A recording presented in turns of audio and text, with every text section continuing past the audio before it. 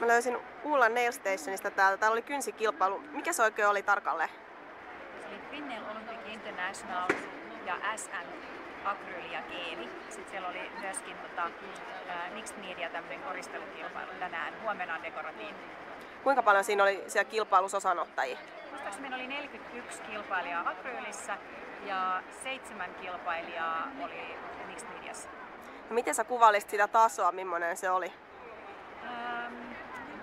Minun mielestä se oli aika korkeatasoinen. Minun mielestäni se oli jopa parempi kuin mitä meillä on aikaisemmin ollut. Ja meillä on tosi paljon ollut lisää ulkomaisia kilpailijoita. Meillä on Englannista, Saksasta,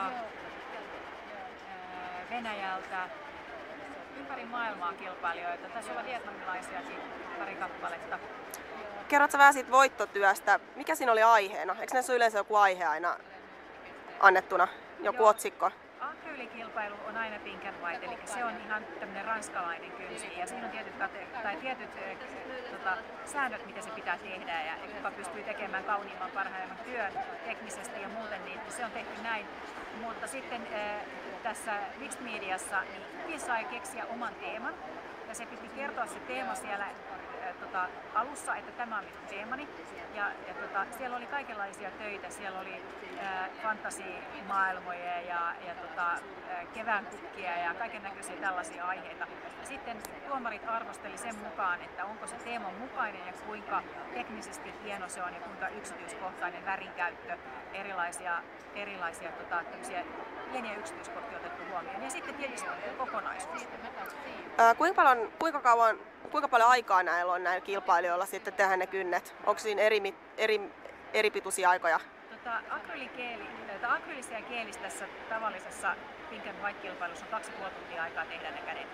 Mutta sitten tässä Mixed Mediassa, niin niillä on täällä aikaa 2,5 tuntia tehdä toinen käsi, ja toinen käsi pitää olla valmiiksi tehty, kun tänne tullaan. Siihen ei saa enää koskea siihen käteen. Eli sille ei saa enää tehdä mitään, mutta sen pitää olla samankaltainen, samannäköinen käsi kuin se, mikä täällä tehdään. Eli tosiaan ne 2,5 tuntia saavat aikaa rakentaa sen toisen käden, eli vain yksi käsi tehdään täällä. Ketä tässä kilpailussa oli tuomareina? Tässä oli tuomareina Vitali Solomonov Academy of Nail Art Moskovasta, David Fowler Signature Nail Saksasta, hän on alunperäinen amerikkalainen, Chantal Sweden Saksasta, hän on Magnetic Naililta ja sitten Annette Carlson Ruotsista. Mitä nämä tuomarit sanoo sitten suomalaisten tasosta?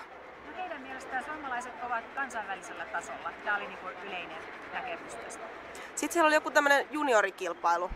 Joo, juniorit palkittiin tästä akryylikilpailusta ja onnekseni voin sanoa, että minun tyttöni oli 1. ja 3. tässä junioripuolella. Kuinka tärkeitä nämä voitot on sitten näillä kynsitaiteilijoilla tai ammattilaisille? No ainakin se kohottaa niiden itsetuntoa ja saa heidät tekemään enemmän ja yrittämään enemmän ja harjoittelemaan enemmän, kilpailemaan enemmän. Minun mielestäni tämä on erittäin tärkeä osa. Ja jos sä haluat tulla nimeksi, niin ylipäätänsä kynsimaailmassa ihmiset tunnetaan sen mukaan, kun ovat ne kilpailleet. Eli ympäri maailmaa tunnetaan niitä ihmisiä, jotka ovat kilpailussa menestyneet. No kuinka paljon harjoitusta se vaatii sitten, jos tämmöiseen Mixed Mediaan esimerkiksi haluaa tulla tekemään kilpailemaan? Sitä ei pysty sanomaan. Se on, siis, oletko sä itse kilpaillut semmoisessa? Mä en ole kilpailut koskaan, se on tuomaroin kyllä. Mutta koska mä oon maahantuoja, niin mä en eettisestikään, mulla ei ole oikeutta kilpailla. Eli ja kun mä olen järjestäjä porukassa, niin mä en senkään takia saa kilpailla. Mutta siis siihen harjoittelemiseen menee satoja ja satoja ja satoja tunteja.